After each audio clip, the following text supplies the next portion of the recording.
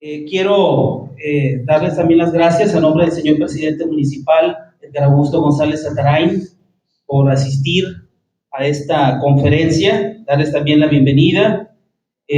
Quiero mencionar que se encuentra presente el licenciado Raúl Rico. Muchas gracias, licenciado, por estar aquí. También se encuentra presente el regidor Roberto Rodríguez. Muchas gracias, regidor, por encontrarse presente aquí también.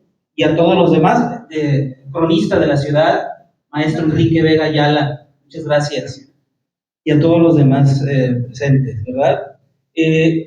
Daré una breve semblanza sobre el maestro doctor Pedro Pablo Favela Astorga, nacido en Culiacán. Es doctor en Historia por el Colegio de Michoacán, Centro de Investigación en Ciencias Sociales y Humanidades de CONACYT, ubicado en Zamora, Michoacán. Sus investigaciones tratan sobre la historia regional de Sinaloa en el ámbito de la economía y la administración pública, particularmente para el caso del puerto de Mazatlán en el siglo XIX.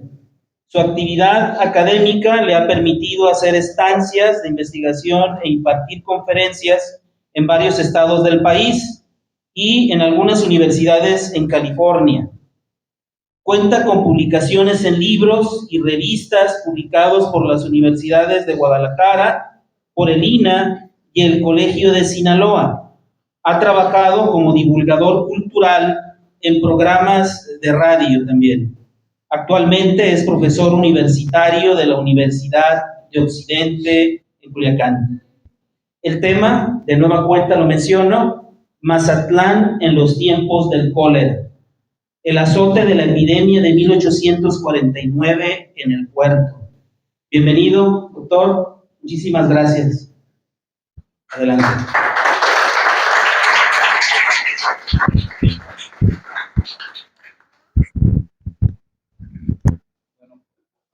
Buenas tardes, muchas gracias a todos por su presencia en este día de vacaciones, que hayan decidido pues, venir a vacacionar aquí al archivo y escuchar esta plática, por la cual le agradezco mucho a Leopoldo Gutiérrez, director de esta institución, y pues de todos los que la hacen posible.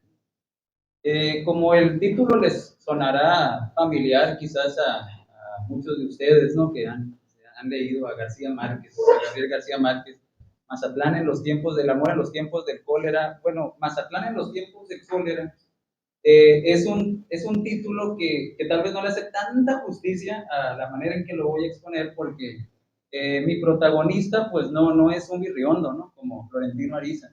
En realidad esta historia, y bueno, la historia de García Márquez, aunque está ambientada en ese contexto de una epidemia de cólera de la que de hecho se habla poco en la novela, hasta donde he conocido, ¿no? Ese trabajo no hace muchas referencias. Este Mazatlán se ambienta más o menos en la misma época, pero va a tener otros protagonistas. Va a tener como protagonistas a personas que hasta este momento eran anónimas. Para el caso, sus nombres no importan tanto, sino qué hacían y cómo hacían lo que hacían mientras vivieron en Mazatlán en ese año de 1849 y los años alrededor de esa época. Entonces, paradójicamente, a través de un caso de muerte, como es una epidemia de cólera, vamos a conocer también la vida de esos mazatlecos de mitad del siglo. Entonces, vamos a conocer a nuestro primer protagonista de la historia. Si me ayudas, Francisco, ahí con la siguiente diapositiva. Nuestro sujeto vamos a llamarle Pepe.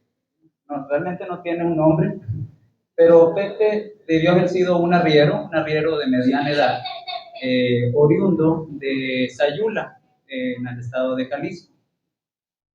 Como les digo, es un anónimo, es un arriero más, que sin embargo, en el mes de septiembre, a principios de septiembre de 1849, a Pepe le tocó morirse de cólera aquí en Mazatlán. En ese momento, pues solamente era un caso aislado, una situación, podríamos llamarle. Una semana después, algunos nativos del Sinaloa, en Concordia y en Acaponeta, ¿sí? Actualmente en Nayarit, también murieron por cólera, mitad de septiembre de 1849. Si me ayudas con la siguiente, Francisco, por favor. Y bueno, puede que se vean un poco las imágenes algo borrositas, pero si no, pues me levanto, de señal. Y de repentemente, de lo que dejó de ser unos casos aislados, si se puede hacer un poquito más grande la imagen, si pudiera. Eso es, así está. Así es. Vamos a notar que por cualquier causa que pudiera haber muerto una persona en Mazatlán entre los años de 1849 y 1850, considérense entre ellas desde los piquetes de alacrán hasta porque se ahogaron, hasta por una riña o por enfermedades que no tenían nombre en ese momento, dolores de costado, fiebres, calenturas, cualquier cosa, cualquier denominación que les hubieran puesto. De repente tenemos una cresta, un repunte vertiginoso entre los meses de octubre, noviembre y diciembre del año de 1849, que como ustedes pues ya estarán deduciendo, se debieron al cólera. Todos estaban establecidos en el registro mortuorio por causa de cólera. ¿Le puedes dar la siguiente, Francisco? Y también si le puedes aumentar. Decir que mucha gente se murió, poquita gente, decir que 100, decir que 1000 y todo, al final de cuentas solamente son números. Y los números no nos sirven de mucho si no los dimensionamos, si no los ponemos en proporción con las otras, en el contexto en el que está sucediendo. Mazatlán en 1849, según nos dice un censo llevado por Agustín de Escudero, un funcionario importante del puerto de Mazatlán en la primera mitad del siglo XIX, establece que Mazatlán debió haber tenido aproximadamente 6,000 habitantes en 1849. Aquí nada más hay que hacer la aclaración de que ese libro se escribió al final de un estudio, de un trabajo realizado desde 1842. Así como hoy todavía editar un libro toma tiempo, pues en aquel tiempo tomaba más tiempo. Entonces este trabajo hecho en realidad de 1842 aparece hasta 1849. Entonces podemos manejar un margen de 4 años más o menos, 5 años, para considerar que esa debió haber sido la población aproximada que tenía Mazatlán en el año, a mediados del siglo XIX. Una población que, como se dan cuenta en esas gráficas, si es que se distinguen los colores, está caracterizada por la fluctuación, por los movimientos migratorios. No era una población estable. Todavía en ese tiempo, Mazatlán, como es conocido pues, por la mayoría de ustedes, es un puerto que nace, es decir, que se configura tal cual como un puerto oficial, conocido y legitimado por el país hasta después de la independencia, 1821, 1822, aunque sus raíces, sus antecedentes, pues datan de la colonia, ¿no? Como todo en nuestro país. Pero formalmente este puerto empieza a funcionar hasta 1822. Entonces, en cosa de 20 años, pasamos de unas poblaciones, de unos número de habitantes pues, insignificante, hasta casi 6,000. Eso es lo que cubre esta gráfica. Pero cuánta de esta población realmente estaba aquí, no lo podremos saber. En el momento en que Escudero hace sus notas, establece 6,000 como personas que están en el puerto. Lo demás podía incrementarse o disminuir en función del comercio. Siendo este un puerto comercial, pues obviamente mucho vaivén, mucho trasiego, muchos trabajadores iban y venían en las temporadas altas del comercio. No siempre se quedaban aquí, porque había otras partes también históricas, muy bien pobladas alrededor de Mazatlán, como Concordia, como El Rosario, ciudades incluso más lejanas como Durango, que tenían pues también ahí su población. Entonces no había todavía un espacio definido, pero esto más o menos podríamos imaginar en ese medio siglo. Y no es poca cosa hablar de 6,000 habitantes, considerando que ciudades mejor arraigadas ya para ese momento, como lo eran Durango, tenía 10,000. Entonces, allá andaban. Bueno, ya andaban, ¿sí? Porque yo no soy de Mazatlán, pero me voy a poner en sus zapatos. La siguiente, por favor. Entonces, ya podemos empezar a proporcionar qué significó ese brote de cólera, ese brote en ese momento, ¿sí? Están contabilizados de toda esa cantidad de muertos, que es de poco más de 1,000 fallecidos, entre enero del 49 y casi finales de 1850, solamente en esos 3 meses murieron 356 personas, contaditas. Eso significa que es la tercera parte de las 1000 y pico personas que murieron en estos 2 años, la tercera parte. Y el 6% de esos 6000 habitantes. ¿No? Bueno, 6%, pues, ¿qué pueda significar? ¿No? Un pelo de un gato, ¿no? 350 personas, pues, de una población de 6000. El asunto es que esas 350 personas cayeron demasiado rápido. Vean cómo era la tendencia de defunciones. Hasta el momento de la epidemia, promedios de 20, 25 muertos. Todavía, por ejemplo, se podía hablar de un muerto durante 2 semanas. Alguien se moría y era el tema de 2 semanas. Y de repente no daba tregua. La gente iba cayendo como mosca durante 3 meses. Y consideren que para el momento en que cayeron ya los primeros montones, 10, 15, nadie tenía la menor idea de cuándo se iba a terminar. Así que pueden empezar entonces a experimentar el temor, porque no estamos muy lejos de una situación parecida a esto, de cómo pudo haber sentido un mazatleco cuando empezó a ver a estas personas morir y a morir a montones. El cólera no era tampoco algo desconocido para las personas de Mazatlán o del mundo, vaya, en ese momento, ¿no? 1849.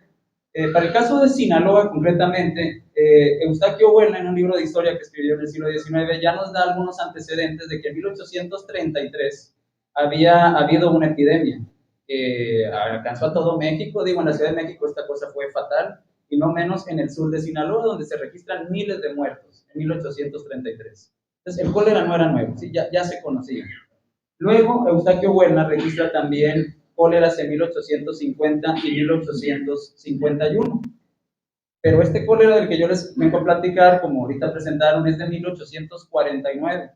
Entonces, ¿en dónde está en los libros? ¿En dónde está en la historiografía, en los libros de historia, ese cólera que fue mortífero, ¿no? No se trata de números, se trata de que existió y que esto dañó a la sociedad mazatleca en un momento coyuntural que seguiré pues ahorita explicando, ¿no? Ese dato no aparece.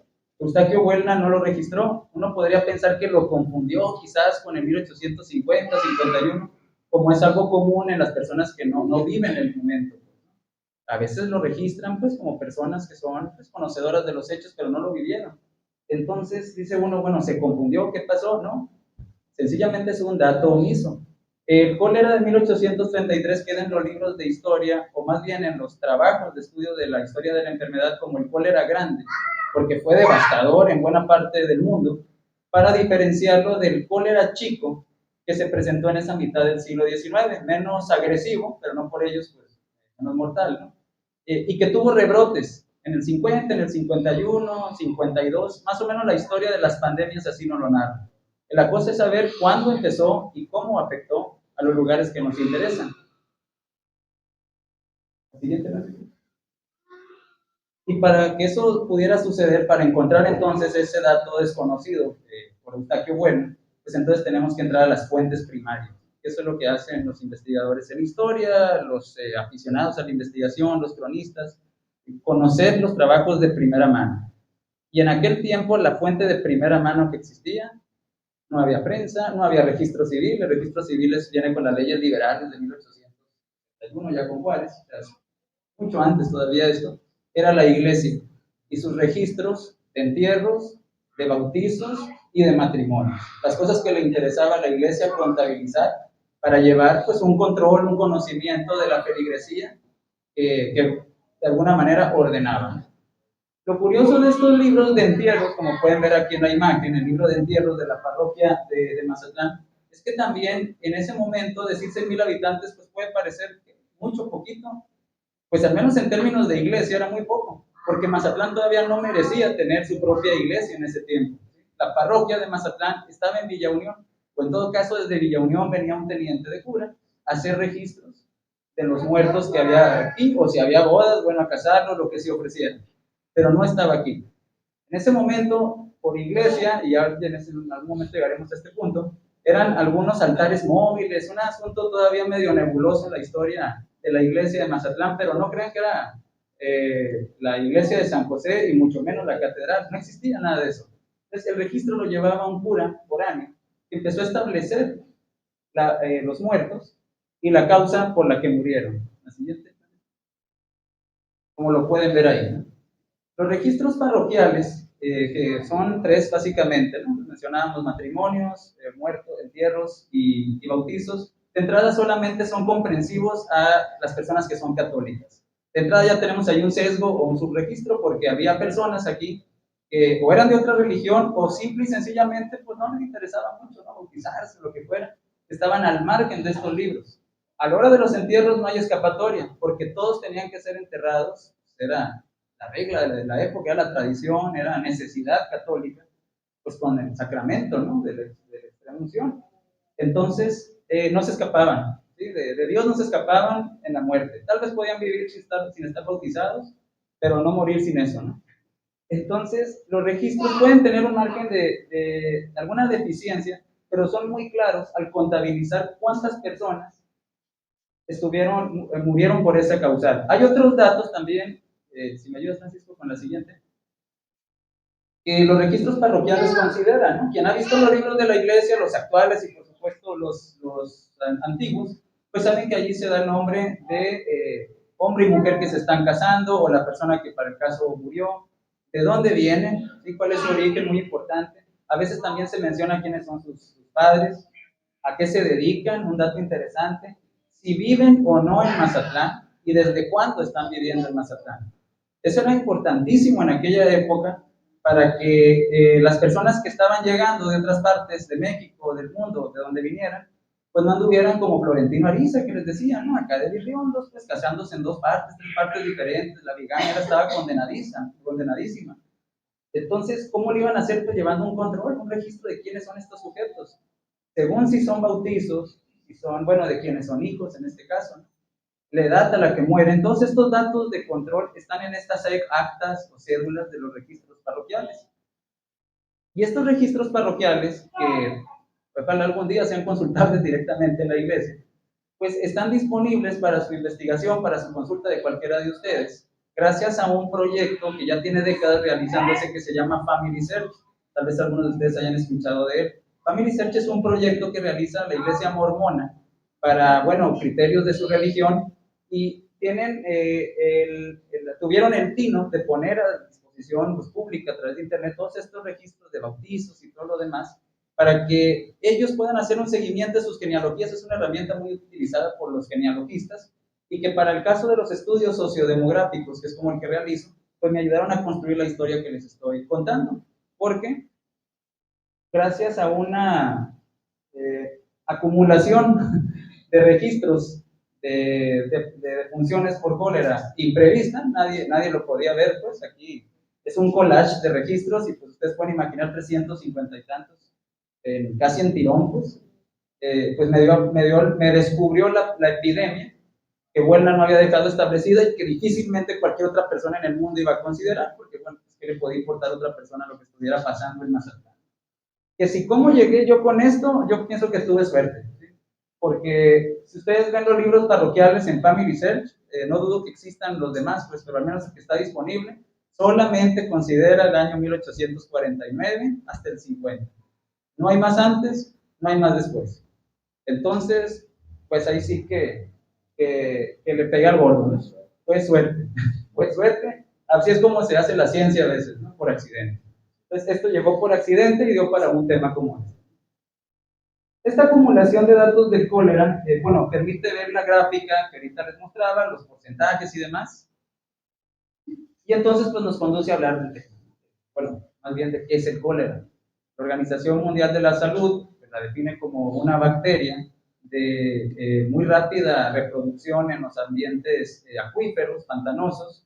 No les voy a hablar yo a ustedes los más aspectos de lo ideal que es este sitio para que el cólera se reproduzca, pues, por los contaminantes que pueden tener las heces fecales o los cadáveres. Esta bacteria entonces se reproduce muy rápidamente en los acuíferos. La siguiente, Marisa. Como la que saqué de Mazatlán esta mañana, bueno, no es cierto, esta mañana porque no ha llovido, ¿no? Entonces, otro tiempo. La que sigue.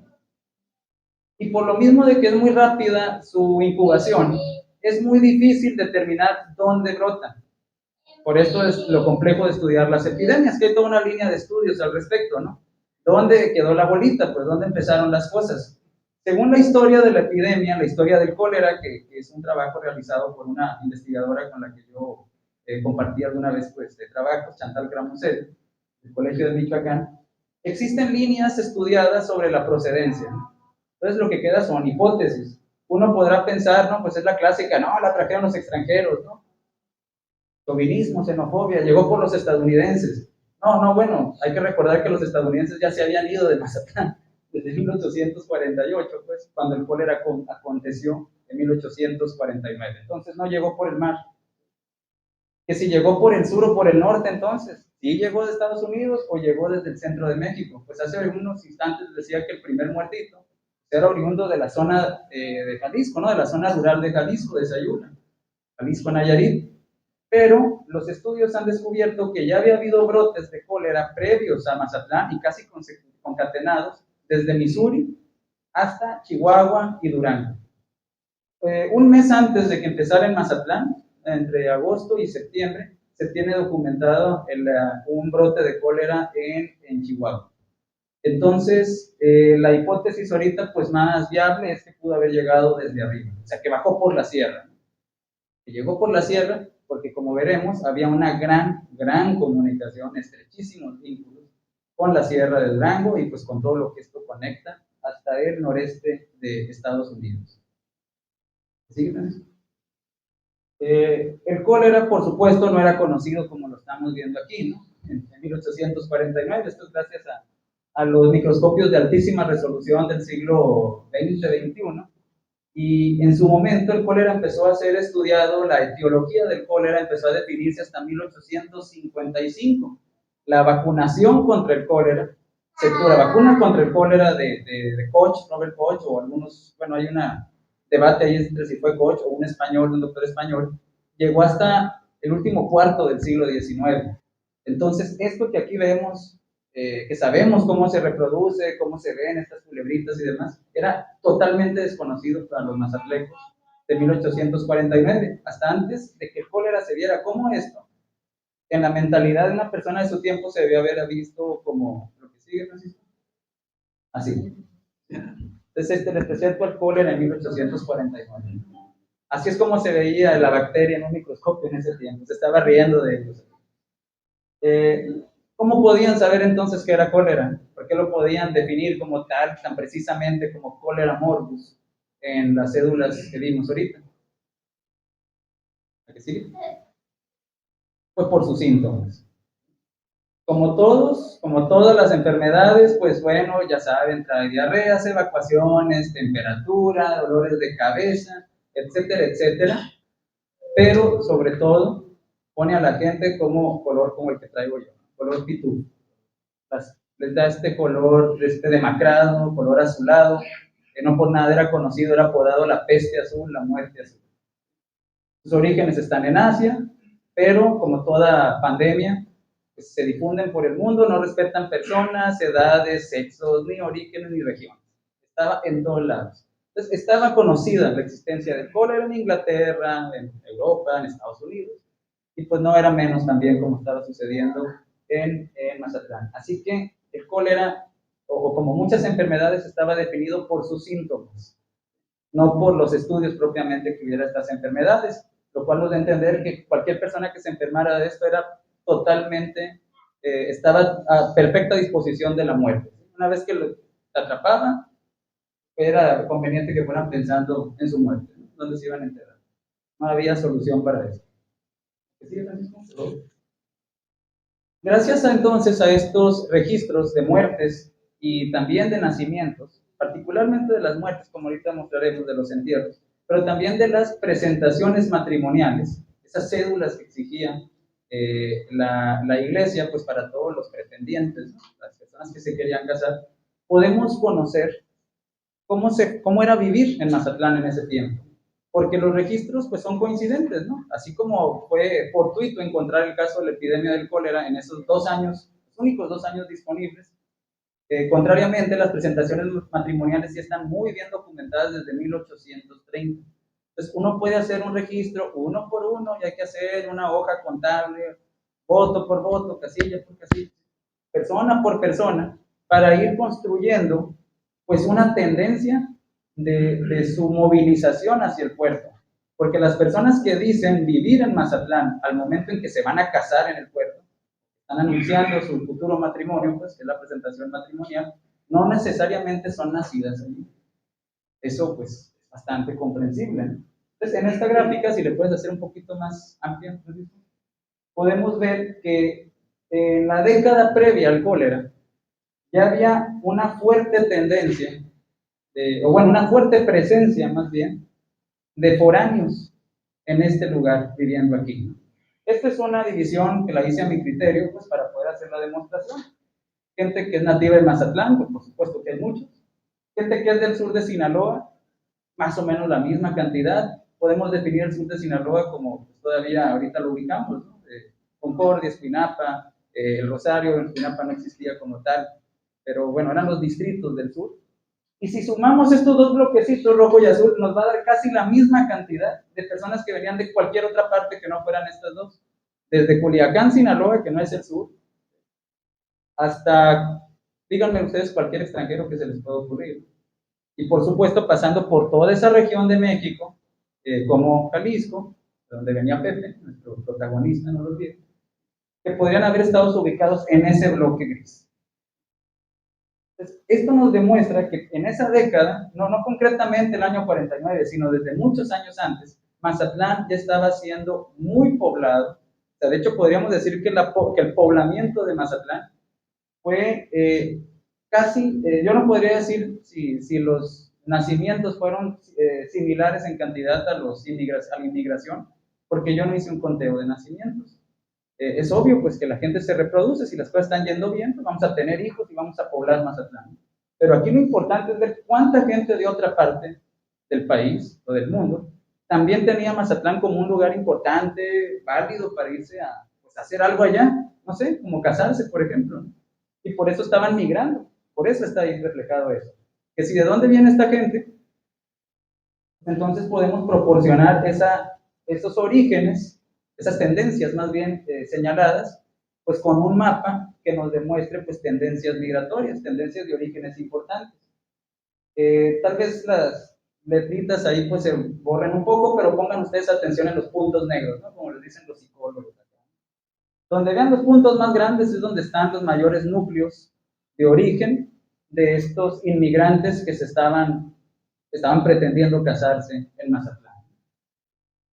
La mitad, como decíamos, pues son gente del sur de Sinaloa, sobre todo del Rosario.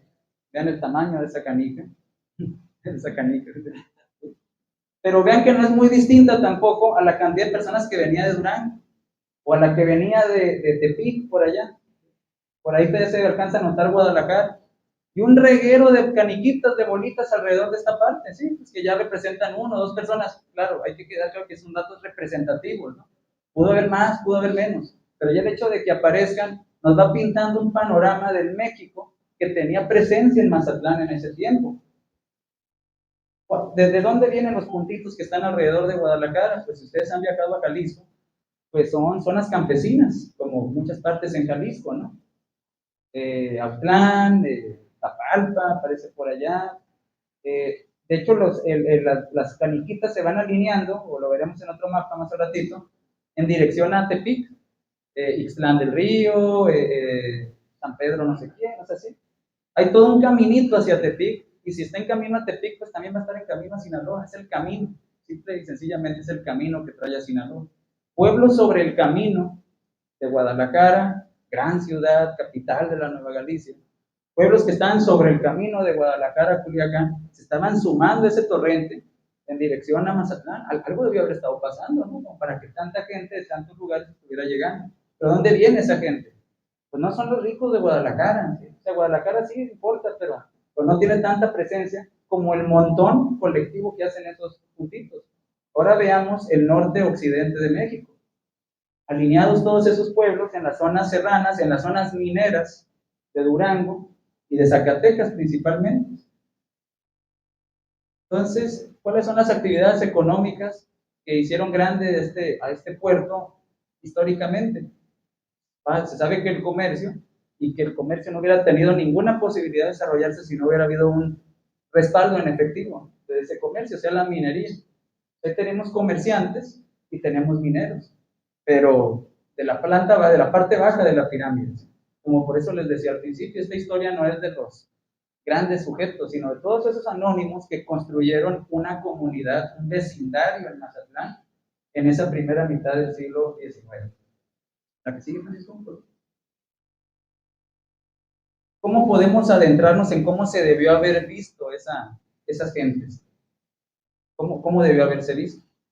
Pues también podemos conocer obviamente la edad y agruparla por tendencias y hacer nuestras comparaciones. Obviamente esos datos agrupados también se pueden diferenciar por sexos.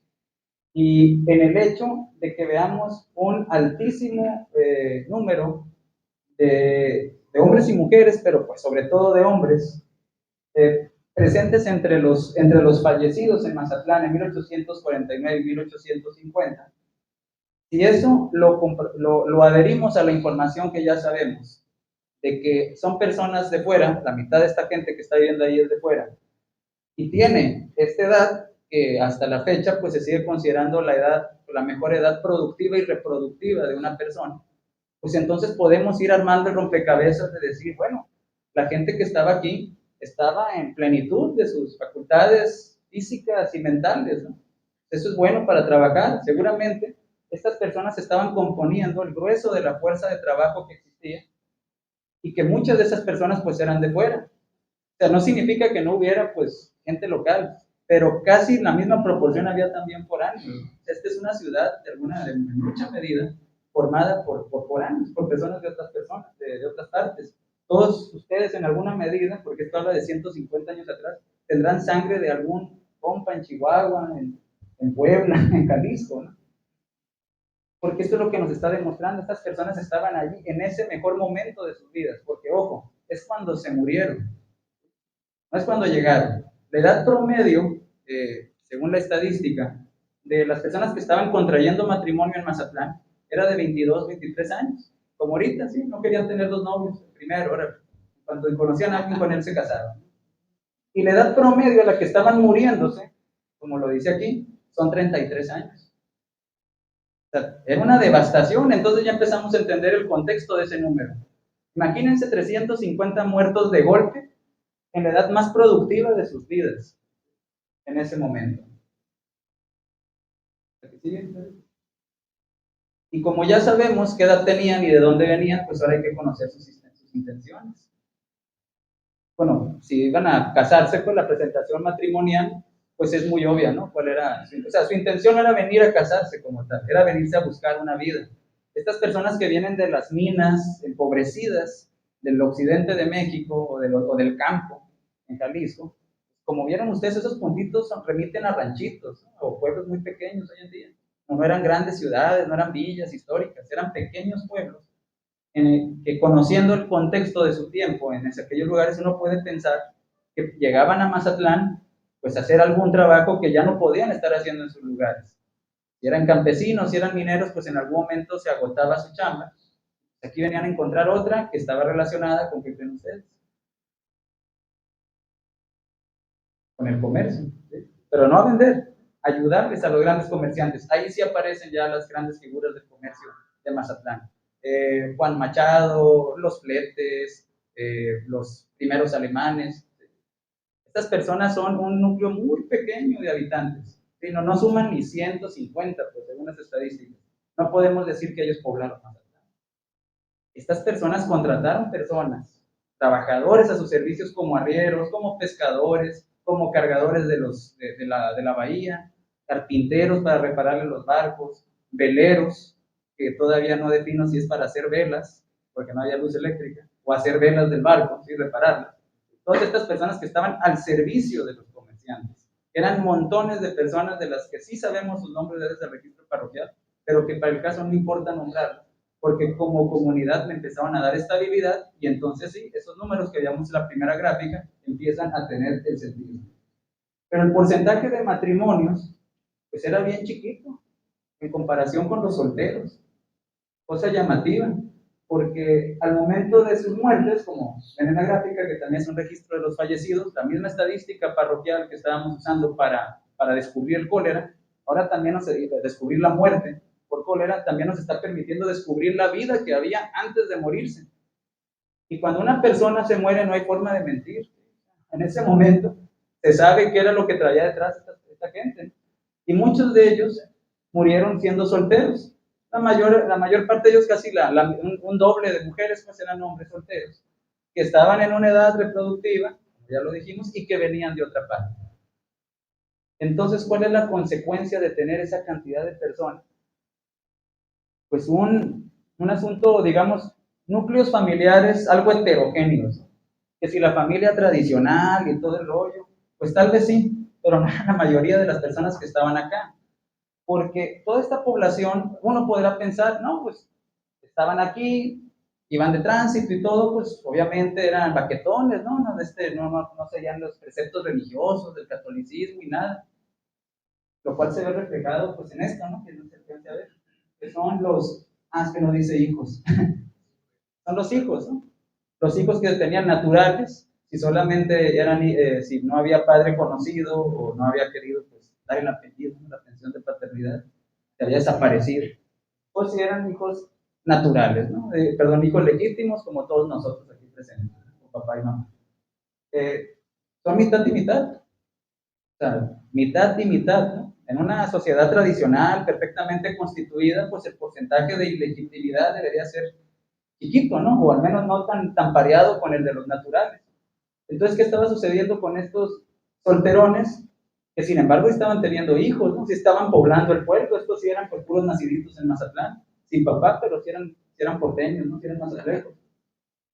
Todos todos vivían en Amaciato, todos eran baquetones, a nadie le importaba la religión. No, pues no podemos saberlo. Lo que sí podemos saber es que es característico de las personas que están entre los 20 y los 40 años, cabezas de familia, o que se están buscando una familia, una manera de hacer su forma de vida, de ser productivos, es característico de ese núcleo, de ese segmento poblacional, migrar a donde haya mejores oportunidades.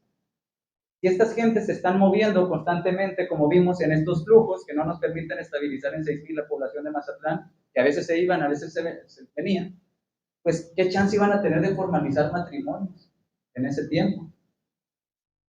Esto nos está demostrando entonces, así como había familias bien constituidas, por ahí tengo unas pequeña tablita ahí como cruzando información sobre cuáles eran también las tendencias matrimoniales de las personas que se iban a casar, y resultó bien curioso que era bien endogámica la sociedad de aquí de Mazatlán. Sí había gente de muchas partes, pero se casaban con las personas de su propio origen. ¿Sí? O sea, sí que juntos, pero no revueltos. Entonces los duranguenses presentes en Mazatlán se casaban con otros duranguenses. Las personas de Jalisco buscaban otro jalisciense o jalisciense. Los mazatlecos, pues sí, como con quien encontraran. Hay mucha diferencia. Con la gente que venía de otras partes, sí, son casos muy pequeños, pero son significativos para mostrar tendencias, de cómo las personas todavía se sentían como muy apegadas pues, a sus lugares de origen y eventualmente volverían a esos lugares. Por eso tal vez esos solteros, pues no se estaban casando y sin embargo, pues están fuera de casa, ¿no? Algo va a suceder con quien sea que estén acompañando. Entonces, así se empieza a constituir una familia o un vecindario, una sociedad, en ese Mazatlán de ese tiempo, del que cabe señalar, hay muy pocas fuentes. La primera mitad del siglo XIX es muy difícil de descubrir porque hubo una rebatinga de guerras, quienes conozcan aquí historia de México saben que fue una guerra tras otra entre mexicanos, con extranjeros y demás, y no permite tener un seguimiento de fuentes como más estable. Uno tiene que buscar pistas donde las encuentra, y a veces nunca vamos a encontrar algo que nos lo diga así como lo vemos. Se tiene que conjeturar a partir de este seguimiento puntual de una fuente que ni siquiera fue hecha para registrar vivos, sino para registrar muertos, insisto. La que sigue, Francisco, por favor. Y bueno, pues claro, ¿no? Si ya sabemos cómo estaba compuesto ese grupo de personas de muchas partes, de tal edad, con tales propósitos que estaba llegando acá, pues hay que descubrir ese propósito de fondo, que bueno, esto sí, no es un misterio para nadie, ¿no? Que venían pues a servir a la economía, a hacerse de una forma de vivir, a mejorar sus sustentos. Con suerte se quedaban a vivir en Mazatlán, se casaban y ahí se quedaban. O si no funcionaba la cosa, pues iban y venían. En total tendrían tierritas en algún otro lado, vaquitas que cuidar. cómo estaba funcionando la economía de Mazatlán. ¿Por qué venir a Mazatlán? ¿Por qué no irse para otra parte? ¿Por qué no irse a la Ciudad de México? ¿Por qué no irse a otro lugar en el mundo? Pues porque en aquel tiempo la aduana de Mazatlán, estos son registros económicos de la aduana, es decir, la ganancia administrativa que tenía Hacienda, pues, en su tiempo. Y la barrita roja nos muestra cómo se veía la riqueza pública de Mazatlán. Sí, esto no es el dinero que ganaba ningún comerciante en particular. Esto es lo que se pagaba de impuestos, sobre todo por el comercio marítimo, ¿no? Las importaciones, las exportaciones, la plata. Todo ese dinero que quedaba aquí para hacer algo con ello que esperemos no fuera a robarse. Pero este era dinero público, dinero de los impuestos, las contribuciones y el pago de derechos, como se le llamaba en aquel tiempo. Y bueno, la gráfica habla por sí sola, ¿no? Mazatlán es la barrita roja y todo lo demás son los otros puertos del Pacífico que también han sido históricos y útiles pues al servicio del comercio. La barrita azul es San Blas, la barrita verde es Guaymas y pues Acapulco ni lo contamos porque prácticamente no figuraba. Entonces no se trata nada más de lo bien que estaba haciendo el comercio mazatleco, sino que incluso los otros puertos que podrían pensarse, decir competencia no es como lo apropiado porque no estaban compitiendo entre sí. Todos eran como válvulas para proveer a sus determinadas regiones. Pero en algún punto del camino, 1843, como es notorio, incluso los otros puertos se desfondaron o nunca despegaron. ¿Sí? Ya era una necesidad de los comerciantes llegar a Mazatlán a hacer sus cosas. Por vías legales o ilegales, ese no es el tema de la plática, pero era aquí donde venían a hacer el gran comercio. Ese comercio que dejaba dinero y que alrededor de 1844, 15 años, más o menos, después de que abrió el puerto, digo 20, 25, pues ya estaba alrededor de un millón de pesos. Y de nuevo las cifras, ¿es mucho, es poquito, un millón? O sea, ¿qué es un millón? ¿Qué es un millón para usted? Nada, ¿verdad? Bueno, un millón de pesos era en ese momento la tercera producción aduanal más grande que tenía México. Contra Veracruz nadie competía, ¿sí? Veracruz era una cosa aparte, Veracruz está en el Golfo de México, ahí intercambiaban directamente con los franceses, con los españoles, ahí era su puerto de llegada a México. El otro puerto no era Acapulco, ¿sí? El otro puerto también estaba en el Caribe, en el Golfo, ahí se lo andaban turnando de repente entre Campeche creo que Coatzacoalcos, no estoy muy seguro, pero era el Golfo. Dos puertos en el Golfo de México y luego Mazatlán en el Pacífico, por donde es un hecho que no circulaba la mayor parte del comercio mexicano. No estaba el norte de México, el noroeste también descubierto, también poblado, como lo estaba el centro. Entonces, venir a comerciar hasta el norte de México era una osadía que solamente tenía sentido por la plata. Y si un lugar está cerca de las minas de plata, no es San Blas, y quien ha ido a San Blas sabe que no hay plata cerca de San Blas, no es Guaymas, no es Acapulco, es Mazatlán. Y la lógica pues nos demuestra que ese era el propósito y que por eso había tanta riqueza con la cual se podía contratar a muchos de esos trabajadores, como Pepe, que llegaron pues a trabajar aquí, en esa década en la que aconteció el cólera. ¿La que sigue, pues? Y por supuesto que esa riqueza se tiene que ver reflejada en el Mazatlán de su tiempo. Estas imágenes, algunas son un poco posteriores a 1849, o sea, algunas son de 1850 y tantos incluso, pero las modificaciones urbanas, el uso del suelo, la distribución del espacio no es tan rápida en el tiempo. Todavía hoy, por ejemplo, vemos el Hotel Belmar y no se ve como que esté pues, en sus mejores años, y sin embargo, muchos aquí saben que el Hotel Belmar siempre fue un gran hotel, y ya son, ¿qué? 100 años de existir, una cosa así. Entonces, las cosas, los usos de las cosas no cambian tan rápido. Por lo tanto, algunas imágenes, litografías, acuarelas, que podamos ver de 1850, 60 todavía, pueden remitir en mayor o menor medida al Mazatlán de 10 años antes. Y esto era en su momento, ¿no? Pues cada quien, los soldados, los marineros, los naturalistas, ¿no? Que para el caso eran como los exploradores de su tiempo, los comerciantes, lo pintaban desde diferentes perspectivas. La que sigue, Francisco. Ya empezaba a definirse una traza urbana, ¿sí? Ya empieza a haber un núcleo urbano, decir que ya era una ciudad, pues es nada más ser cuidadoso con el término de ciudad, porque como ahorita mencionaremos y veremos, pues sí, había cosas que deslumbraron a personas extranjeras, incluso cuando llegaron a este lugar, pues yo creo que esperaban encontrar gente bichi en aldeas, una cosa de ese tipo, y sin embargo se toparon con un lugar definido por cuadras, no muy regulares, pero pues ya cuadras, con servicios, de cierto modo, pues de necesidad pública, una cárcel, un mercado. No figura ninguna iglesia todavía ahí, como se darán cuenta más al ratito, una aduana, una bodega, un cabildo, casas comerciales. Casas comerciales es como decir Liverpool, como decir Sears, el Palacio de Hierro, 12 casas en 1840, en un lugar que tenía 6,000 personas. O sea, no le estaban vendiendo los mismos mazatlecos, o sea, mucha de esta gente no tenía la capacidad económica de pagar por eso. Estas personas estaban intercambiando estos bienes, estaban desviándolos, distribuyéndolos a muchísimos núcleos urbanos más ricos, con mayor poder adquisitivo, como Durango, como el Rosario, como las Californias, Guaymas. Este era un centro de redistribución. Entonces, aquí se hacía ese dinero y de a poquito fue quedando en evidencia cómo la ciudad se fue transformando. Este es un plano de 1850 y tantos, que ya pinta más o menos pues lo que ya ubicaron ustedes como el centro histórico, ¿no? El que encuentre la plazuela Machado, le regalo un café. Pero ya empieza a definirse esa ciudad de Mazatlán. Esa ciudad de Mazatlán era una ciudad que tenía de extensión, ¿cuánto es desde la aduana hasta acá, hasta la playa de Pinitos? Es que 1,5 kilómetros, 2 kilómetros. Eso era Mazatlán, no había más después de eso. Y lo que había eran chozas, no era ni necesario pintarlo siquiera, ¿no? Entonces, este es el Mazatlán que se construyó con toda esa riqueza que se generó desde 10, 15 años atrás. La que sigue, y a decir de los visitantes que estuvieron en esos años, como unos japoneses, por ejemplo, que por circunstancias raras andaban por acá, pues ya describen con asombro, ¿no? Wow, dicen, Mazatlán es un lugar que tiene edificios de 2 pisos. O sea, 2 pisos, no, hombre, si hubieran visto la Torre M, se paniquean. Edificios con 2 pisos. Me imagino que aquí pues, la gente que conoce la historia de Mazatlán podrá definir cuáles son los más viejos de esos edificios. De hecho, que tuvieran balcones ya los impresionaban. Se ven medio achinados los mazatlecos de aquel tiempo, no eran así, así eran quienes los pintaron. Pero pues vean cómo pintan esa ciudad, ¿no? Densamente construida, con un mercado, un trasiego, un intercambio de cosas muy vívido, personas intercambiando cosas.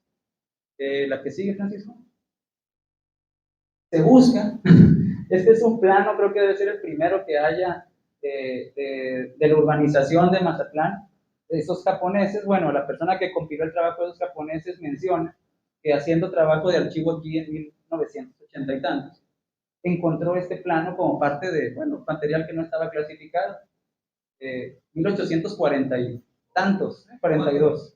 Sí. Entonces, sería una joya poder contar con este plano porque tal vez sea el primero que muestra cómo se empezó a urbanizar Mazatlán. No significa que sea el primer plano o mapa que haya en Mazatlán. Es el primero, creo yo, que define cuadras, medidas, para qué uso tenían, por ejemplo, un mesón, y que es la Machado. Entonces, o sea, 1842, el Cabildo de Mazatlán, de lo que el señor Enrique platicó hace unas semanas, se estableció en 1837. Este es el nacimiento de esta ciudad. Pero ese plano, pues, al menos yo no lo he podido encontrar ni saber dónde está, pero este es el testimonio de su existencia, ¿no? ¿La que sigue? Y por supuesto el puerto, ¿no? Ajetreo comercial, barcos, gente en los muelles y demás. Aquí es donde se vuelve importante recordar cuándo aconteció la epidemia de cólera de 1849. ¿Quién se acuerda? ¿En qué meses? Entre octubre y diciembre. La temporada del gran comercio, por consenso, ¿sí? Por cualquier comerciante y figura pública, era la temporada del comercio, la temporada de cruceros. Porque el clima lo permitía. Ya no había huracanes, ya había dejado de llover, ya se podía caminar la península porque otro modo quedaba inundada, era muy difícil mover mercancía. Y los barcos ya podían llegar, anclar con seguridad, acá por el lado del faro. Era la temporada del comercio, era cuando se llenaba de gente Mazatlán. Dependientemente de que vivieran o no aquí, en ese momento era cuando estaban esos picos de población, que algunos dicen que podía alcanzar las 10,000 personas. Yo creo que es una exageración, pero no es poca cosa decir cuánto se incrementaba de 6,000 a tantos más. O se iban cuando esto no estaba sucediendo. Pues en esos meses del gran comercio es cuando les cayó el cólera. Pobre gente, perdió mucho dinero, supongo. Y por supuesto, pues el contexto social, político en el que se está viviendo esa época. Poco antes de la epidemia del cólera, un año antes, año y medio antes, pues sucede la intervención estadounidense en México.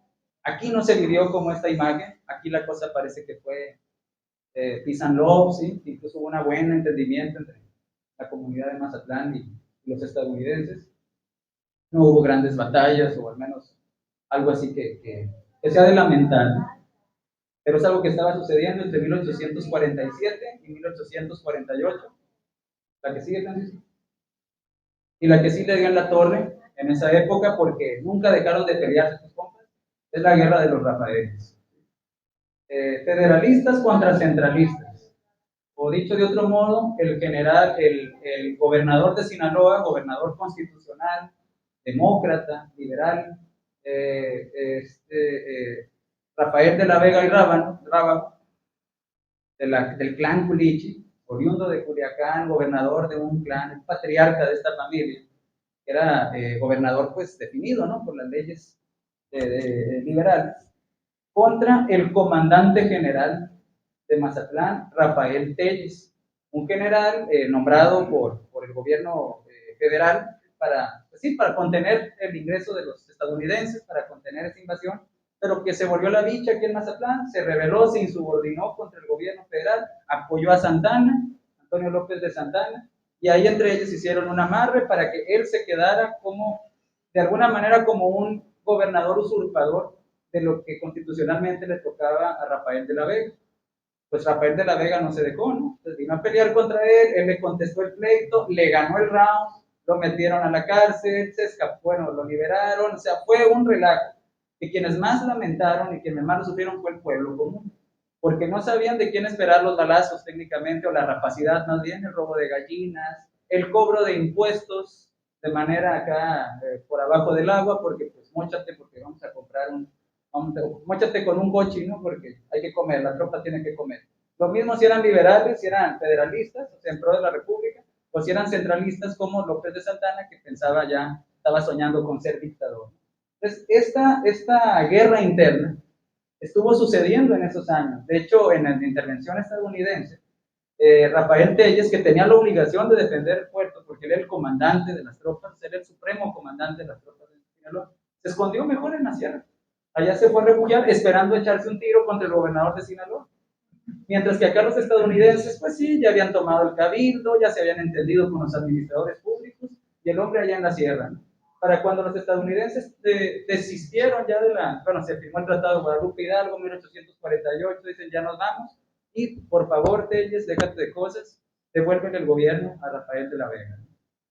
Lo capturan y bueno, creo que luego lo destierran. Es una historia aparte, pero que está sucediendo en ese momento y que obviamente tenía la gente pues tensa, me imagino yo, y con algunas pérdidas de vidas y económicas que bueno, laceraban la vida también del puerto. Una cosa es lo que está sucediendo en los grandes números de la aduana y otra es lo que está viviendo la gente común, como Pepe, que seguramente pues, andaban en este tipo de roles. ¿La que sigue? Y entonces pues sucede el cólera. En ese contexto pasa el cólera de 1849. La que sigue, que también fue vivido por viajeros, marineros, comerciantes que estuvieron por aquí en ese año. Uno de ellos, Bertolt Seaman es su nombre, pues dice, ¿no?, que todos los días había velorios en casa, todos los días había un muertito y había que estarlo velando y se escuchaba que rezaban el rosario y todo el rollo, que era una situación muy triste esos meses aquí. La que sigue, ¿no? Para contener la propagación de esta peste, que también eran llamadas miasmas, porque atribuían en ese tiempo que las enfermedades se esparcían pues, por la atmósfera, ¿no?, por los vientos. Entonces, que una manera de contener eso era haciendo fogatas, haciendo fuegos purificadores. Y pues dicen que no faltaba la vuelta de alguna esquina, por acá en la Machado, donde fuera, que prendieran lumbres, que prendieran fogatas pues, para tratar de eso, de purificar el ambiente. Medidas que ya también habían tomado incluso en Londres, ¿no? Ciudad súper moderna y todo eso. Pues era lo que hacían, o sea, no había otra alternativa, ¿no? ¿Qué más iban a poder hacer más que estos remedios empíricos, como la purificación del ambiente a través del fuego y demás? Francisco.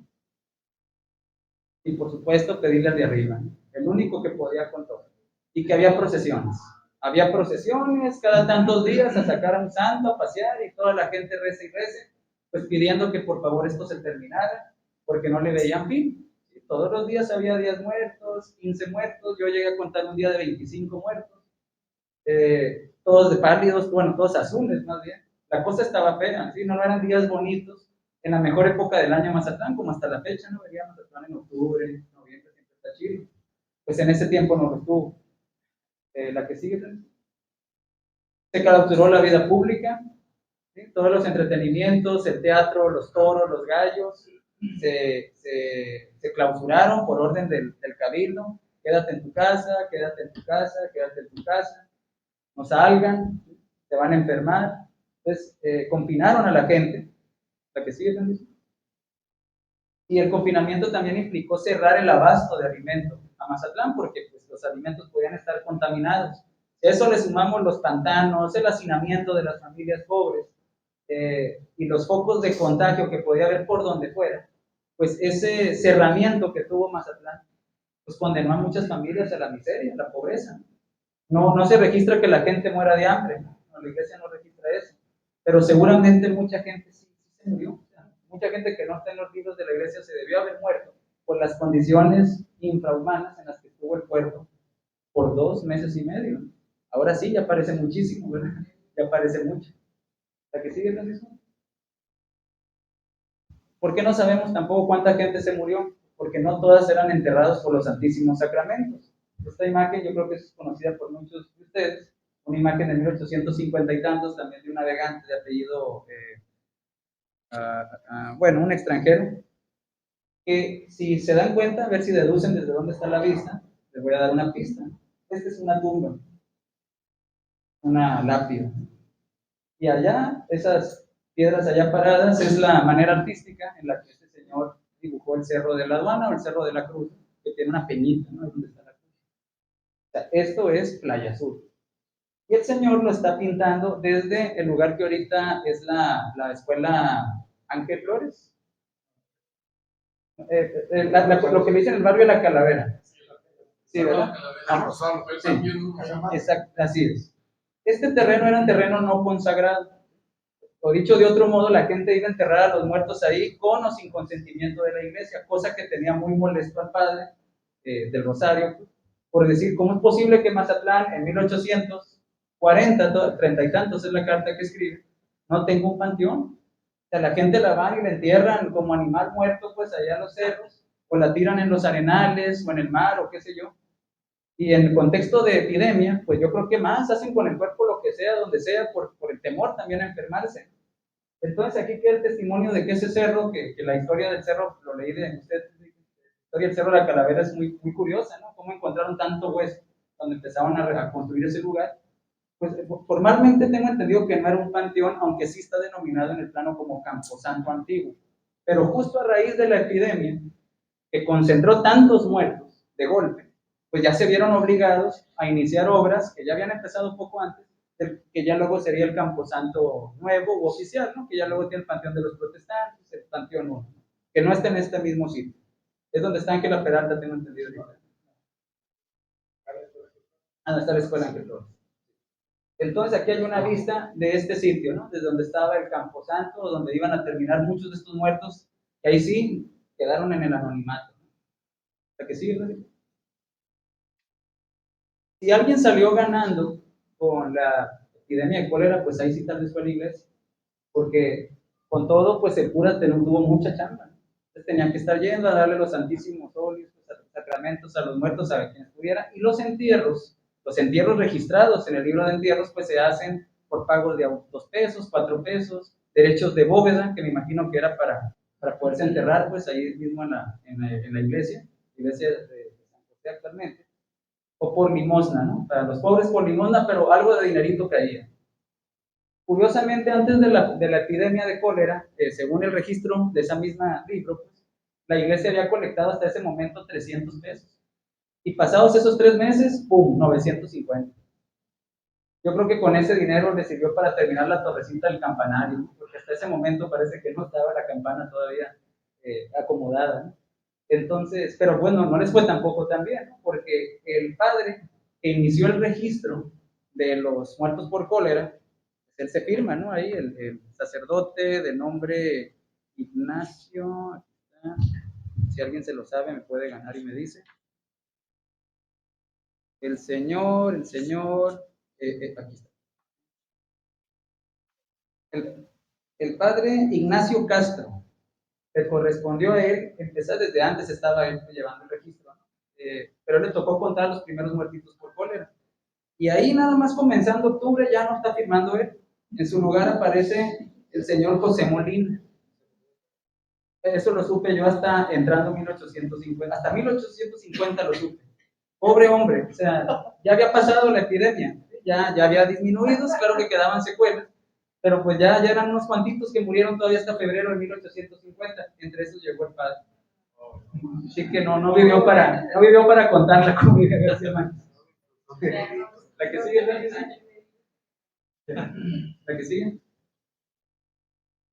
Bueno, y aquí está el caso de la iglesia, ¿no? Que se veía, dicen que era una cosa muy austera, una edificación muy austera, ya existía en los tiempos de la epidemia, parece que fue concluida en 1841-42 sin campanario, lo cual nos pone en una discusión también porque esta imagen que está aquí, la grisácea, firmada por un autor Emmert que le gustaba hacer pinturas de los puertos, una persona con trayectoria en Europa, y que le tocó estar en Mazatlán, otro visitante extranjero en Mazatlán, pues ya la pinta en 1840 y tantos, según el registro de la imagen, 1842, 43, con su campanario. Pero hace poco también supimos por Juan José Rodríguez que ese campanario, según esto, lo terminaron los franceses, como la imagen que está allá arriba. Entonces, o esta foto miente, o está mal fechada, o no sabemos lo que creemos que sabemos sobre los franceses. El asunto es que la iglesia existía. Y bueno, también terminó siendo insuficiente la labor de esta iglesia para atender la epidemia de cólera. Corte a 1850 y tantos, se comienzan las obras de la iglesia nueva, que eventualmente se convertirá en la catedral, porque esta ya era insuficiente, la iglesita de San José. Francisco, la que sigue. ¿Cómo salimos del cólera? Pues ahí está el cuadro económico. Ahí está el cuadro económico, ya sabemos lo que representan las barritas rojas en la aduana. Mazatlán regresa a unos niveles pues muy elementales de productividad económica y aún así sigue siendo el puerto más importante del Pacífico mexicano, pero ya no es el puerto más importante del Pacífico americano, Pacífico internacional, porque en mi entendimiento, esta regresión económica, así es como se veía la economía de Mazatlán cuando empezó el puerto, 1830, esta regresión a sus orígenes económicas creo que tuvo menos que ver con la epidemia. De alguna manera, el movimiento interno del mercado pues empezó a reabastecerse después de que la epidemia cesó, y tiene más que ver con la migración. Bueno, más que la migración, la alteración del orden del capitalismo internacional, el comercio. Ya no era Mazatlán el último punto al que llegaría un barquito comercial, ese lugar con el que todos querían, como ahorita lo vimos, porque ya había nacido San Francisco, California, en 1849, y la fiebre del oro y el patrón monetario cambió y había un nuevo destino a donde llegar. Entonces, esa economía que antes concentró Mazatlán, que reunió flujos comerciales, económicos, migratorios del sur de Sinaloa y de otras partes del occidente, ya no tenían como destino Mazatlán. Ese era un punto de tránsito más en camino a San Francisco. La que sigue, Francisco. Entonces, finalmente, pues nos queda decir que esas personas, ¿no?, que tanta ilusión tenían de llegar a Mazatlán, bueno, que les tocó llegar concretamente en ese año a perseguir una riqueza, a vivir la vida de la playa, todo dar, al carnaval, bueno, el carnaval no. Es, digamos, que una alegoría de cómo debe haber sido la imaginación de estas personas, así como para la gente de mi generación, que sueñan con irse a Estados Unidos o Alaska, ¿no?, para el caso, la tierra de la gran promesa, ¿no?, ese lugar donde te vas a hacer rico, donde vas a tener productividad, te vas a casar y vas a vivir feliz para siempre. Eso debió haber sido Mazatlán para buena parte de los mexicanos de mitad del siglo XIX. Contrario a su fantasía, lo que se encontraron fue pues este triste final, ¿no? Se convirtieron en pitufos, les entraron estas diarreas asesinas y terminaron pues quizás hasta en una fosa común. Entonces, esa es la historia de esta epidemia, de cómo azotó, de cómo se debió haber vivido, sugerencias de cómo, porque, insisto, no hay fuentes que nos lo narren.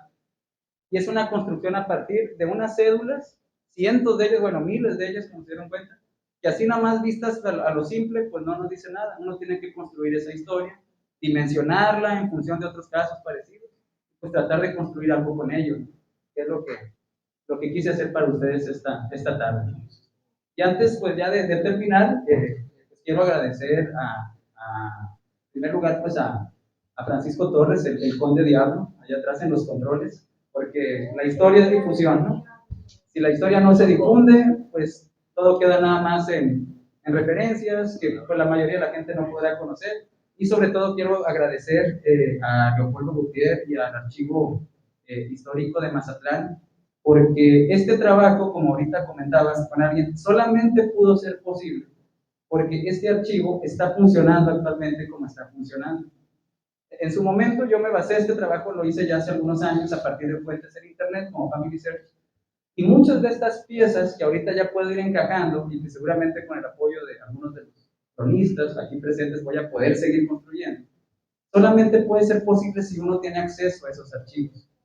Entonces, este archivo está abierto, este archivo tiene una riqueza que ya se dieron ustedes, comprende no solamente a Sinaloa, sino a México e incluso al mundo. Y el hecho de que esté así, con las condiciones en las que ustedes lo están disfrutando, pero yo más, porque pues yo estoy haciendo archivo en este lugar, no tiene comparación. Como decían ahorita en la reseña, pues he podido estar en otros archivos, en otros lugares del país y del mundo, y ninguno de ellos tiene una sala de consulta tan accesible, con personas tan amables como esta, donde uno lo que pide, se lo dan. Esto no era así hace algunos años. Yo he venido aquí periódicamente y esto no era así hace algunos años. Ahora que lo es, tienen que entender las autoridades que estén presentes, que tienen que seguirlo fomentando. Porque está chido venir a Mazatlán a la fiesta y todo, ¿no? Pero el turismo no nomás se hace de fiesteros y borrachitos. Pues. El turismo también se hace con la cultura, con el arte, con la academia. Y el hecho de que yo haya venido aquí por invitación de otra amiga, Yuneiri Topete, porque me dijo, Kyle, la cosa está increíble. Uno llega, está en esta sala de consulta con el personal, de repente pasa una pulmonía con reggaetón, uno está viéndolo todo, está disfrutándolo, uno está viviendo en este archivo. La idea de la mayoría de la gente, de mis estudiantes, es, hay papeles viejos, libros en una sala oscura. Honestamente, yo me termino durmiendo también, pues en algunos sitios en donde las condiciones son pésimas para hacer consulta. Y aquí está todo luminoso, vivo, es un archivo vivo. No lo dejen morir, ¿sí? O sea, mucho tiempo estuvo, creo yo, en condiciones pues no consultables, cerradas para personas que necesitaban hacer trabajos como yo, como este que les presento, y muchos otros que se están haciendo. Permitan que esos trabajos se hagan, por favor, ¿sí? Y apuesten las administraciones vigentes y las que sigan a mantener un sitio como este. No hay otro lugar en México como este, con una sala de consulta como esta, y obviamente con el acervo que este lugar tiene. Porque lo que aquí está de manera original, como lo pueden ver ahí en los estantes, no está en otro sitio. Por eso es original, porque está aquí. Puede haber otras copias en algún lugar, pero aquí está el original, hay que cuidarlo y hay que promoverlo, hay que seguir utilizándolo. Por eso, Leopoldo, te agradezco mucho las facilidades que me has dado y esperemos que más personas se entusiasmen a hacer esto a partir de estas iniciativas que están teniendo. Muchas gracias.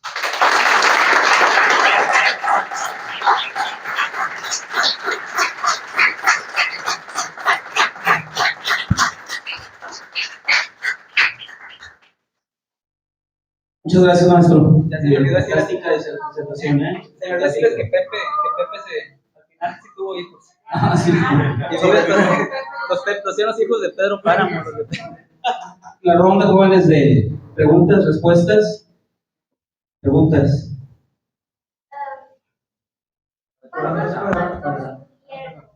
¿Eh? En total, en un día o en muchos meses, o en el cólera nada más. En el cólera, mira, yo conté nomás 350, 352. Esos son los que conté yo, pero te voy a decir algo, yo me cansé de contar. Entonces, si el día de mañana tú te gustan hacer este tipo de cosas y con la nueva inteligencia artificial vas a poder contar muchos otros que yo no pude ver, porque seguramente murió más gente. Pues estabas muy chiquitito, yo creo, cuando fue el COVID. pero te acordarás en algún momento que la gente a veces se moría y ni siquiera quedaba registrada. ¿Contaste 14 nomás? Yo creo que esos son los que me faltaban a mí para que me cuadraran los números. 350. Esos murieron por el cólera. Una pregunta. Sí. Yo he leído que Ángela Peralta murió de una así, pero que la trajo de Europa. No es, no es lo mismo. No, esta fue otra epidemia. Sí, bueno, está dentro de la historia de las enfermedades, de las epidemias, porque debió haber habido otras. Por ejemplo, ¿cómo le dicen ahora? Spoiler. Para la gente, también hubo un pequeño brote, no le llamaríamos epidemia, pero entre esos muertos, yo no lo mencioné porque no es el tema, pero entre esos muertos también hubo un brote de algo que le llaman mozosuelo, que hasta la fecha yo no sé bien a bien qué sea. No, no hubo. Para el cólera sí, no había nada que hacer. De hecho, no se sabe ni siquiera cómo. Se cree que el cambio de clima y todo esto ayudó a que el cólera se disipara por sí mismo. No había vacuna, no había tratamiento. Solo le llamó a mi abuelita.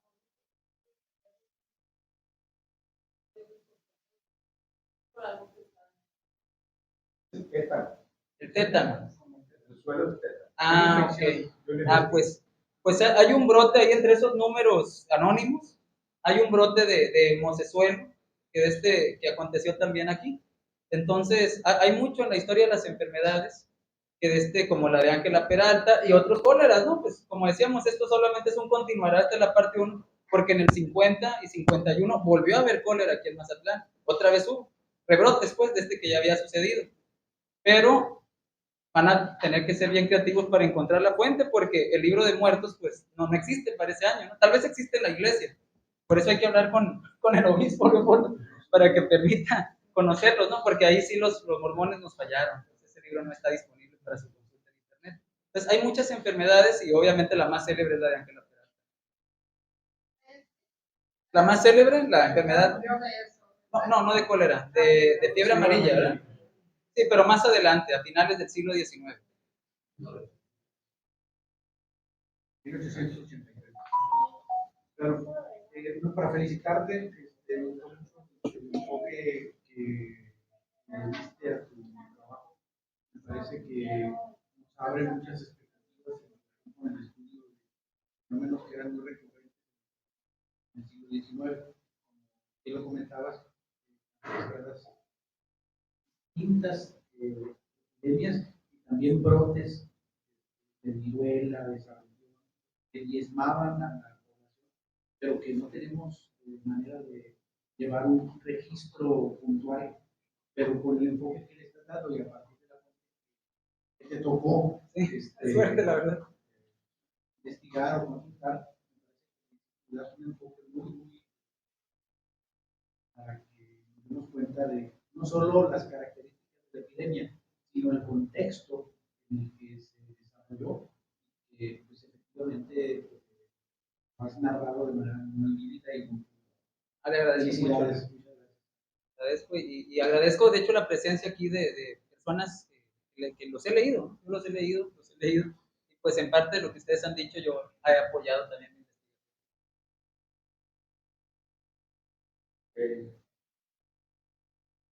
¿No conoces el trabajo de Comate? Sí, el trabajo sobre las epidemias. Sí.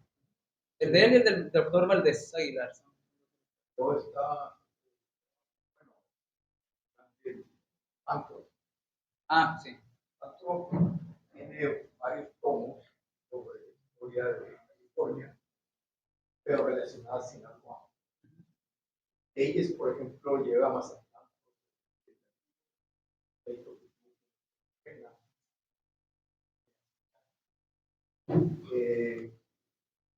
Yo creo que la pregunta de la señora tiene algo importante en la conversa, porque si bien te enfocas en esta epidemia, pues este puerto ha tenido bastantes de otros tipos, ¿no? Digo, la Peralta, pero también está la peste bubónica. O sea, una tras otra. No está la escuela. Yo conocí gente que tenían toda la cara marcada. En Tunapa, el panteón antiguo estaba donde está el hospital civil. Cuando escarbaron ahí andaba la gente asustada. Va a salir la viruela otra vez, ahí enterraron. Justo de la viruela.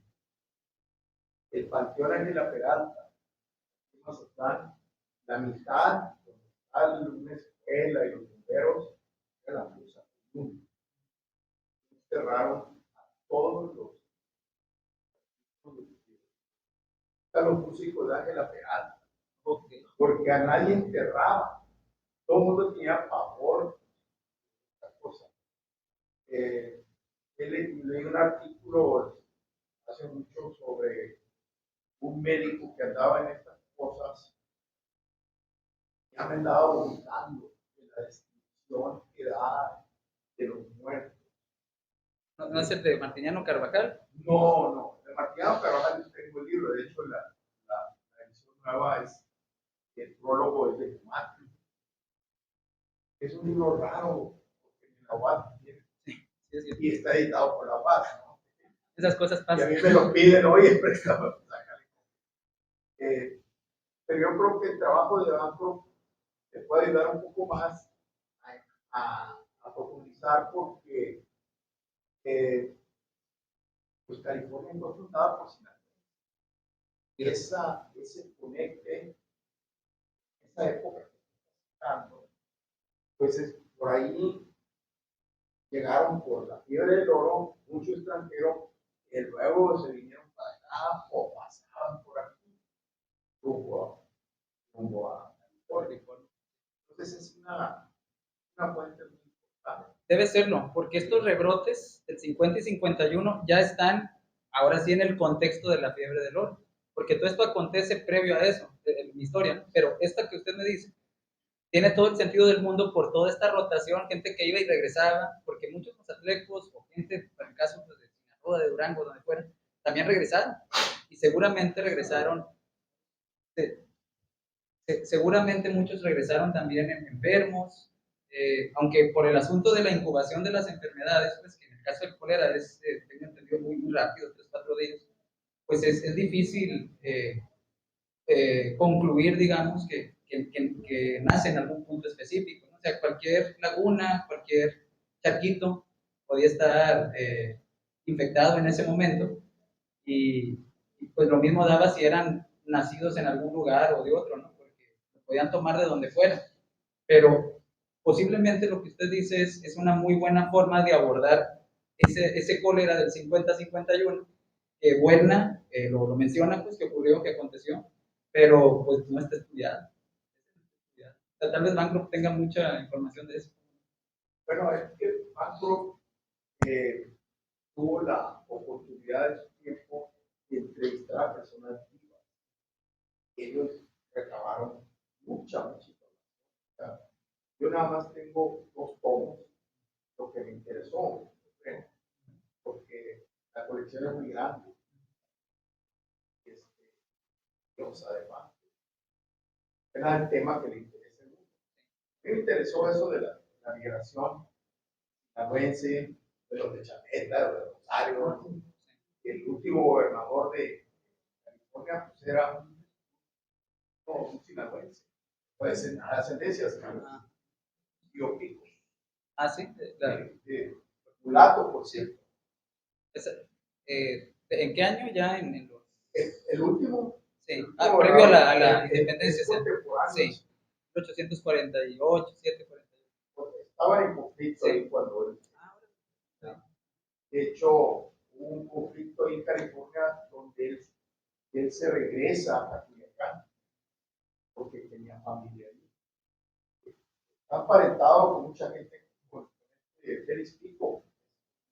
Él tiene la oportunidad de lo consulta, lo puede sacarle muchísimo. Bueno, es una. Aparte ha estado aquí con nosotros. Ajá, muy bien, gracias. Yo soy el único que tiene imágenes de Mazatlán, Si tienen... Aquí no la van a encontrar. ¿Ah, sí? Yo sí la Muy bien, muy bien. Dice el conde Diablo que las promesas es aquí. Aquí es No, donde ya hay que quedó escuchar la grabado, ya palabra. quedó grabado. En una conferencia la va a presentar. Sí, bien, va. Sí. Yo no sé, pero las promesas tienen fecha, hora y día. Yo no he dado fecha, hora y día. Ojalá pronto se nos haga. Digo, pregúntale que se han casado y te van a decir. A estos que se iban a casar y no se casaron, nomás eran presentaciones. Nomás eran presentaciones, pero no se casaron. Este negro, Mónica, principio de 1900, lo llevó por una embarcación de San Francisco. Una embarcación que llegó de San Francisco, fue la que tenía que matar. La Mónica. Sí. Y la fiebre amarilla, como muchas otras que son enfermedades como el cólera, que nunca se han ido. Sí. La fiebre amarilla creo que se propaga por. Sí tienen diferentes agentes de propagación. Bueno, la fiebre, la peste bubónica, pues es la que le tocó atender a Martiniano Carvajal, tengo entendido, ¿no? El libro que él escribió tiene que ver propiamente ahí con ese caso, ya está más documentado, porque ahí sí, hay un libro, ¿no? Y hecho por un médico, por un doctor, ese sí es doctor. Y el caso de las que propagan por mosquitos, pues sí también son de temporada. Aquí, por ejemplo, el cólera realmente no respetaba el clima, ¿no? Era más bien la contaminación de las aguas, pero lo que he leído aparte por otros casos, parece que el cambio de clima ayudaba. Ahora, aquí pasamos del otoño al invierno. Ya no había tormentas, ya por eso es que llegaban los barcos en esa época, ¿no? Entonces será pues trabajo de otra ocasión saber cómo esto se pudo haber contenido y pues eso también proponerlo como líneas de estudio para las personas que se interesan. Pero claro, como lo han estado diciendo ahorita Joaquín, la señora o usted, hay muchas epidemias que eran hasta el pan de cada día, o sea, lo vemos como algo muy extraño, un caso de cólera, una epidemia, no, o sea, que la gente que la gente estuviera familiarizada con eso no significa que les diera menos miedo, pues, porque al final de cuentas pues no había curas, había curas de armas, pero no había curas médicas, entonces si les llegaba eso, era muerte segura, pues. Entonces es muy interesante hacer estudios así y pues claro que hay muchos casos de estudiarlos.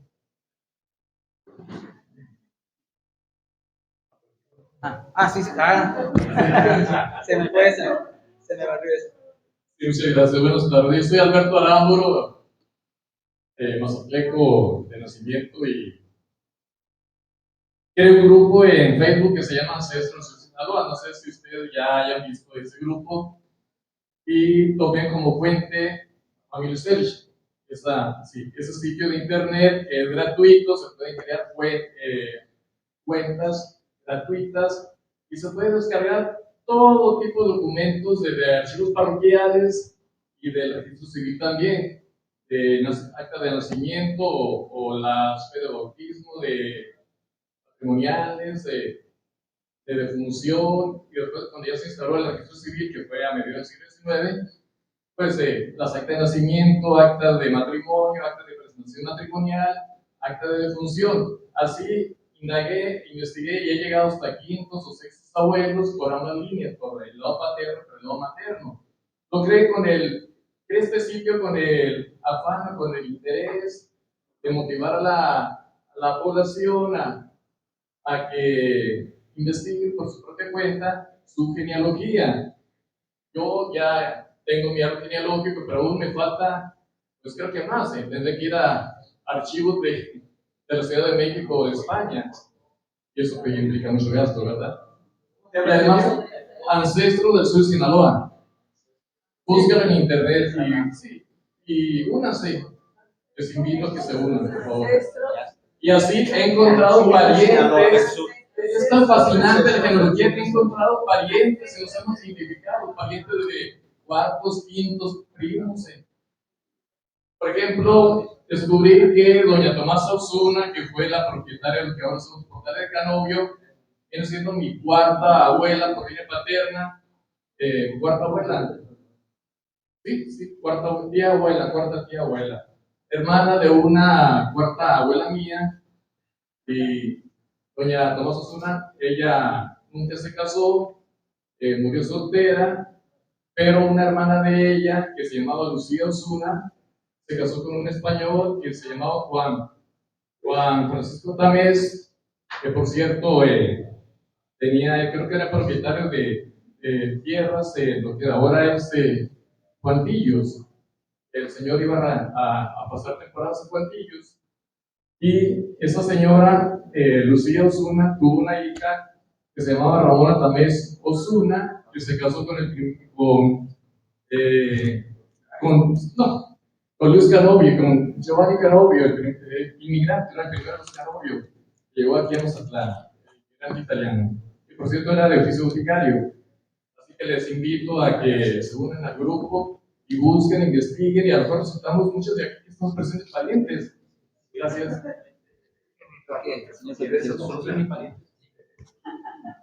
Bueno, bien dice Antonio Lerma Garay, Mazatlán tiene tanta historia, ¿verdad? Y qué bueno que estamos tantos aquí, porque todos la hacemos muy bella.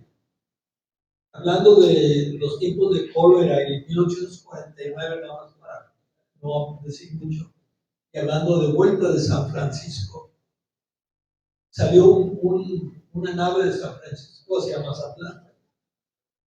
Aquí en Mazatlán se enteraron que había brotes de alguna enfermedad, posiblemente cólera, y aquí estuvo en cuarentena a principios de 1850. Pero en el mundo era una epidemia o una enfermedad que estaba muy en boga, ¿no?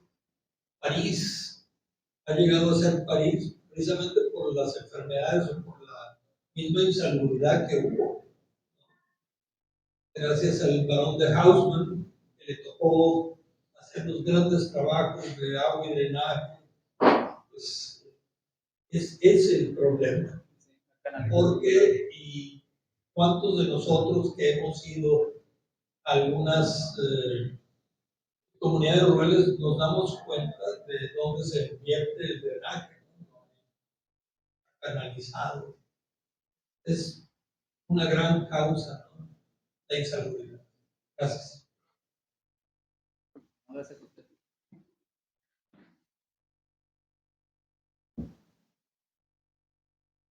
Pues, ¿alguna otra pregunta?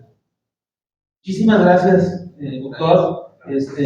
Fantástica la disertación, y de verdad, de las pláticas que hemos tenido últimamente, pues, brillantísima, de verdad.